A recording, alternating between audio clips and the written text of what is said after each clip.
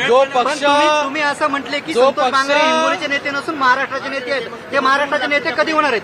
मी त्यांना बोललो की संतोष बांगर जे आहेत हे फक्त एका जिल्ह्यापुरतं मर्यादित नेतृत्व नाही आहे.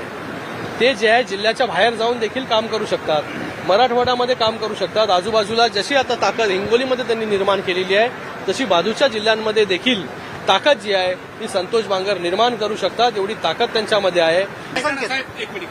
मंत्रिमंडळाचा विस्तार होणार आहे आणि श्रीकांत शिंदेची भूमिका मागितली, संतोष बांगर मंत्री करायला पाहिजे, तुम्ही शिफारस तुमची करणार? शिफारस. मी माझा तो कार्यकर्ता आहे जो चांगलं काम करतो, जो पक्ष संघटना जोरात वाढवतो.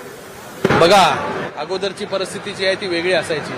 शिफारसीनुसार जे आहे ते मंत्री वगैरे बनायचे, पण आताच्या ह्याच्यामध्ये जे आहे हे शिफारसीनुसार ज्या या सगळ्या गोष्टी ज्या आहेत त्या होत नसतात. इथे जो आहे हा कार्यकर्ता जो काम करतो त्याच्यामध्ये पोटेन्शियल आहे, त्याला जे आहे हे पुढे संधी देण्याचं काम शिंदेसाहेब या ठिकाणी करतात. एक शेवटचा प्रश्न, जे पाठीमागे नांदेडलाही तुमच्या चर्चेमध्ये तेच घडलं होतं आणि आताही उल्लेख झाला की काही मंत्री फोन उचलत नाही तर त्या मंत्र्यांना घराचा रस्ता दाखवा, अशी वारंवार मागणी सगळ्यांना होती. ऐकून घ्या. आता इकडे माझ्याबरोबर आरोग्यमंत्री आहेत, त्यांचं भरभरून कौतुक जे आहे हे बांगर साहेबांनी केलेलं आहे. इकडे चांगलं काम या ठिकाणी करतायत. काही सगळे मंत्री जे आहेत हे आपापल्या परीने जे आहे हे त्यांच्या मंत्रालयामध्ये चांगली कामं या ठिकाणी करतायत.